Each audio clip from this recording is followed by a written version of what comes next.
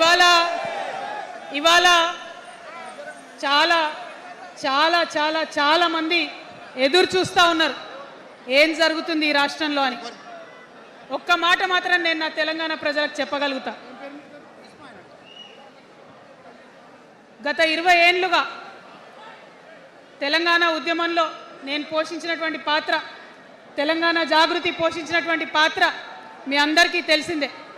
తెలంగాణ ఉద్యమంలో ఆడబిడ్డలందరినీ కూడా భాగస్వామ్యం చేయాలని చెప్పి తెలంగాణ జాగృతి నుండి బతుకమ్మను ఎత్తుకొని ఊరు వాడ తిరిగి మా జాగృతి కార్యకర్తలు తెలంగాణ సాంస్కృతిక దీపాన్ని పదిలంగా దాచిపెట్టుకున్నారు.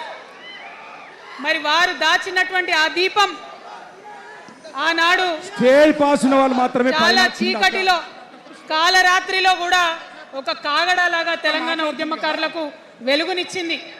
మా సింగరేణి గని కార్మికుల చేతిలో కందిలైంది. మొత్తం తెలంగాణ సమాజానికి కూడా ఒక కాంతి రేఖ అయింది.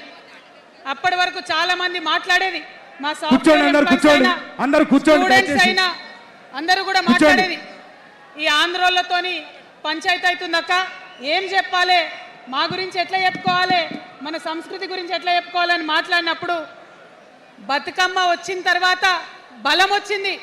బతుకమ్మ పాట వచ్చిన తర్వాత ఇది మా సంస్కృతి, ఇది మా పండుగ, ఇగో గిది తెలంగాణ అని ఎత్తిన ప్రతి బతుకమ్మలో కూడా జై తెలంగాణ జెండా పెట్టి మా ఆడబిడ్డలందరూ కూడా బతుకమ్మ అంటే ఏందో ప్రపంచానికి పునఃపరిచయం చేసుకోవడం జరిగింది.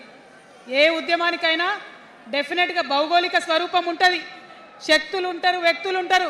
కానీ ఒక సాంస్కృతిక పునాది, సాంస్కృతిక నేపథ్యం ఉన్నప్పుడే ఆ ఉద్యమాలు తుదముత్తాయని చెప్పి అందరం కూడా అనుకుంటాం. తెలంగాణ ఉద్యమానికి బలమైనటువంటి సాంస్కృతిక పునాదినిచ్చి ఆడబిడ్డలందరినీ ఉద్యమంలో జత చేసినటువంటి ఘనత ఇక్కడ ఉండేటటువంటి జాగృతి కార్యకర్తలదేనని నేను ఇవాళ సగర్వంగా ప్రకటిస్తా ఉన్నాను.